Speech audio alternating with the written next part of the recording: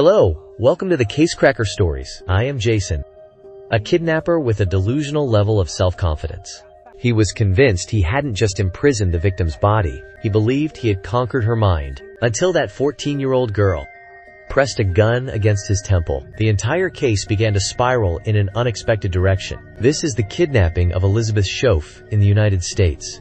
On the afternoon of September 6, 2006, in the small town of Lugoff, South Carolina, a school bus pulled up to a rural stop. Several middle school students got off after classes ended. They began walking toward their homes, laughing and talking in groups. Soon, a car approached from a short distance away. It pulled up alongside the group. It was the older brother of one of the boys, arriving to pick him up. This older brother seemed friendly enough. He noted there were plenty of empty seats. He offered to drop the other students off at their homes on his way. The group was thrilled. They piled into the car and drove off. Only one person remained at the stop. A 14-year-old girl named Elizabeth Shoaf. Her house was the closest to the stop, only a few hundred meters away. She was only a few minutes walk from home. She declined the offer. After waving goodbye to the others, she turned onto the small path leading to her house. Then, as if she had dissolved into the air, she vanished. Later that evening, her 12-year-old brother, Donnie, called their mother, Madeline, who was still at work. He said he had been home for quite a while, but his sister hadn't returned. He was worried. Driven by a mother's intuition, Madeline immediately realized her daughter was in danger. She called the police, then she drove back home. The police learned of a detail. Earlier that morning, Elizabeth and her mother had argued over a minor issue. Based on this, they made a determination. The girl had likely run away in anger. They assumed she would return on her own soon. Consequently, they refused to issue an Amber Alert immediately. Madeline remained adamant. Her daughter was not that kind of person. She loved her parents and her younger brother deeply. She would never do anything to cause her family distress. That evening, dozens of relatives and friends of the Shoaf family assembled. They began searching the nearby woods, but by dawn, they had found nothing. The following day, at the insistence of the Shoafs, Elizabeth was officially listed as a missing person. Hundreds of police officers were mobilized. Supported by helicopters, they began searching the trails surrounding the Shoaf residence. The search moved into the forest. News spread quickly, and hundreds of local residents soon arrived. Neighbors joined the effort. They participated in the search as volunteers, but as the days passed, there was still no sign of the girl. Frustration began to spread through the crowd. The number of searchers dwindled day by day. Within the police department, a pessimistic consensus had formed. The hope of finding Elizabeth alive was fading fast. At this moment of peak despair, Madeline's phone suddenly received a text message. The content read, "I'm being held in a bunker," and was signed Lizzie. This was the nickname Elizabeth used only when communicating with her family. It was her private identifier. Madeline knew instantly. This message was definitely from her daughter. She was still alive. She immediately notified the police of this breakthrough, expecting them to deploy more manpower for another massive search. At the time, she had no way of knowing that this logical response nearly cost her daughter her life. Where exactly was Elizabeth, and what had happened to her? It turns out that on that afternoon, after saying goodbye to her friends, Elizabeth turned onto the small path leading home. Her home was a detached house built on the edge of the woods. It was a significant distance from any neighbors. The Shoaf family enjoyed this lifestyle, living in close proximity to nature. On this particular day, just as she was about to reach her house, Elizabeth heard a rustling sound coming from the nearby bushes. A tall, thin man then emerged. He was dressed in camouflage. His facial expression was erratic and twitchy. Upon seeing Elizabeth's youthful appearance, the man's gaze shifted instantly. Within a few strides, he was standing directly in front of her. He identified himself as a detective investigating a narcotics case. He claimed a significant quantity of marijuana had just been seized from Elizabeth's home. He further stated that her younger brother, Donnie, had been placed under arrest. Now he said, Elizabeth needed to be taken into custody for questioning. As a 9th grade student, Elizabeth had never encountered a situation like this. She was immediately paralyzed with shock. Hearing that her favorite brother had been taken away, she was consumed by intense worry. When she saw the police insignia on his clothing, her remaining doubts vanished. Instinctively, she began to plead her case, saying, "This must be a mistake. Our family are all law-abiding people." Meanwhile, she allowed the man to pull her hands behind her back and secure them in handcuffs. However, It wasn't long before Elizabeth realized something was seriously wrong. The man was not leading her back to the main road to a patrol car. Instead, he was forcing her deeper into the woods. Taking a closer look at the man, she noticed his face was covered in grime and sweat. The police patch sewn onto his chest appeared crudely made. Every indicator suggested the man's identity as an officer was a fabrication. What do I do? Should I scream for help? Perhaps sensing the shift in the girl's demeanor, the man decided to strike first. He pulled a metal, box-like device from his backpack and locked it around Elizabeth's neck. He then informed the girl that it was a bomb. If she attempted any form of resistance, she would be blown to pieces. These words terrified Elizabeth. She had no choice but to follow the man's directions. As they passed her backyard, she saw the family dog barking at her, recognizing its owner. She thought of the argument she had with her mother that morning, realizing it might be the last conversation they would ever have. The thought filled her with immense grief. They trekked through the woods for over half an hour until they reached a small clearing. Elizabeth felt that this location was not far from her own home. The distance was likely less than a mile in a straight line. Then, she watched the man. He walked into a pile of withered grass and fallen leaves. He fumbled on the ground for a moment. Then he seemed to grip a handle. With a sudden pull, a wooden cover was wrenched open. Hidden beneath was a cramped cellar. At gunpoint, under the man's threat, Elizabeth had no choice but to climb down cautiously. The man followed her down. Like a ravenous predator, he lunged at the girl. From that day on, Elizabeth's nightmare began. The cellar was thick with the damp smell of mold and the horrific stench wafting from a makeshift toilet. It was enough to drive anyone to madness. The man possessed a pathological level of energy, resulting in the girl enduring multiple assaults every day. But worse than the squalid living conditions and the physical violations was the psychological despair. As previously mentioned, the location of this cellar was not far from Elizabeth's home. During the massive police search, helicopters circled constantly over this specific area. During that time, several police squads, along with teams of volunteers, had arrived at this clearing. Elizabeth could even hear their footsteps passing overhead and the sound of them communicating with one another. Unfortunately, likely because the cellar cover was so well concealed, they failed to discover anything. The girl they were looking for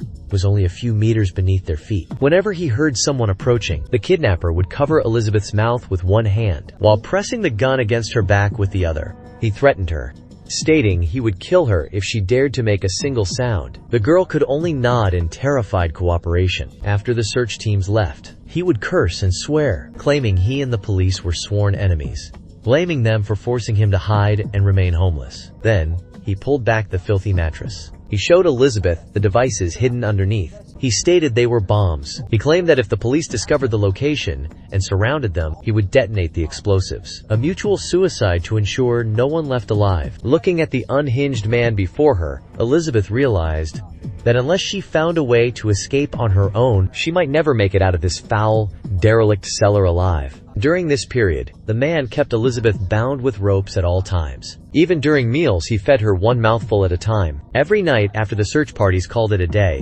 the man would bring out a small, battery-powered television to watch the local news. It was then that Elizabeth saw her family again. On camera, they pleaded for Elizabeth's return, praying for her safe arrival home. This gave the girl immense courage. From that day forward, despite her physical pain and intense psychological revulsion, she began to feign affection for her captor. Driven perhaps by his own extreme arrogance and warped psyche, after Elizabeth used an intimate tone to converse with him for a period of time, the man appeared to become convinced that he had successfully broken the girl's will and won her over. His vigilance regarding Elizabeth began to lapse. At night, instead of binding her entire body, he transitioned to using a single rope tied to his own waist. Having her hands free gave Elizabeth a chance to save herself. The first thing the girl thought of was to eliminate this monster once and for all. On the second night, once she heard the man's snoring begin, she reached out cautiously. She picked up the handgun kept by the bedside. The next step was to unfasten the holster and draw the weapon. This was the most dangerous part of the plan, because the holster used Velcro. Tearing it open would produce a distinct ripping sound. It could wake the man at any second. Elizabeth forced herself to move as slowly as possible. She was drenched in sweat from the tension. Time seemed to stand still. Finally,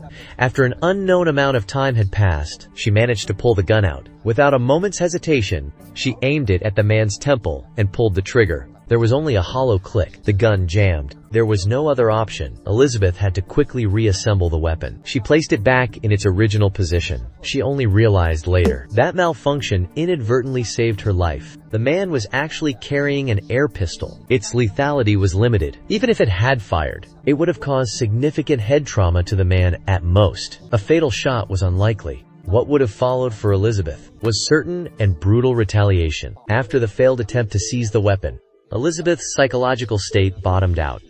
The frequency of helicopters overhead continued to drop. The shouts from the search parties in the distance were fading. It indicated the search operation was winding down. The police were preparing to give up. The man seemed stifled after spending consecutive days hiding in the cellar. On the night of the 7th day, he took Elizabeth and climbed out of the cellar. They walked through the woods. He pulled a mobile phone from his pocket. He placed a call to his girlfriend. Staring at that phone, Elizabeth saw a flicker of hope again. That night, while the man was in a deep sleep, she carefully lifted the phone from his pocket again. She began drafting a text message to her mother. It was an old-fashioned keypad phone. Every letter typed required multiple key presses to confirm. It created an audible clicking sound. Elizabeth's nerves were at a breaking point. Fortunately, the man remained asleep. He did not wake up. The message was composed. Elizabeth hit the send key. The screen displayed a transmission failure. Their location in the woods had poor cellular coverage to begin with. Combined with the enclosed space of the cellar, the phone could not acquire a signal. Desperate, Elizabeth stood up quietly. She held the phone as close to the entrance as possible. She repeatedly pressed the send button, but the screen remained cold, displaying the prompt, "Message failed." Elizabeth was on the verge of a breakdown. Panicked. At that moment, the man's snoring stopped. Terrified, she immediately lay back down. After confirming the man was fast asleep, she tucked the phone back into its hiding place. What she didn't realize then was that during her repeated attempts, the message had actually gone through. At that time, Elizabeth's family had reached a point of near despair. The police's attitude made it clear they had effectively given up, although friends and relatives continued their relentless search. Elizabeth's father spent over 20 hours a day driving back and forth along the small trails in the woods, but the collective outlook remained grim. Just then, the text message arrived on her mother Madeline's phone. From the signature at the end of the text, she knew instantly it wasn't a hoax. The message was truly from her daughter. When she provided this lead to the police, the investigating officers ran the number through the database. They identified the owner of the mobile phone.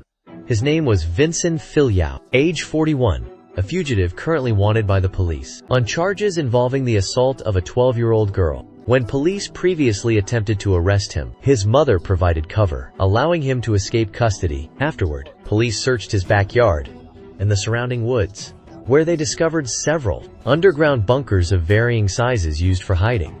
Digging these bunkers was his area of expertise. Combined with the distress message from Elizabeth, stating she was being held captive in a bunker, it was essentially confirmed. Vincent was the kidnapper. Logically, what the police should have done was mobilize their personnel again, focus all attention on the terrain, and conduct another thorough sweep of the area to locate the bunker. Instead, an official came up with a questionable strategy, thinking it was an ideal solution.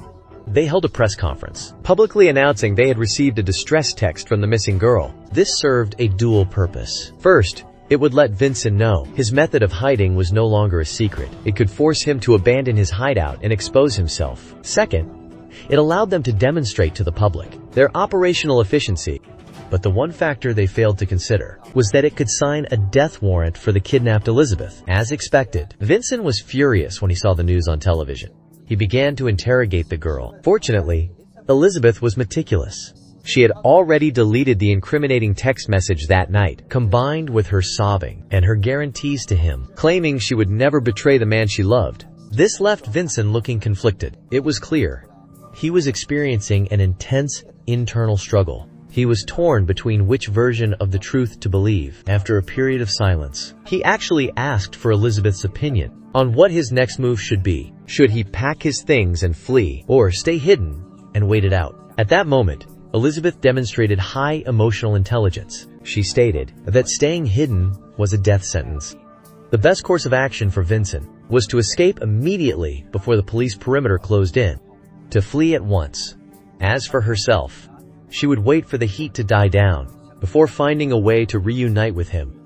Elizabeth's tone was so sincere, like a wife who didn't want her husband to get caught. This completely dispelled Vincent's suspicions. He climbed to the cellar exit, turned back to say, "I love you," and then he was gone. Elizabeth was left alone in the cellar. She could hardly believe it. Was she finally out of danger? Or was this another one of the man's traps or psychological tests? If he was hiding nearby, watching her, what should she do? Thinking of this, she didn't dare rush out to seek help.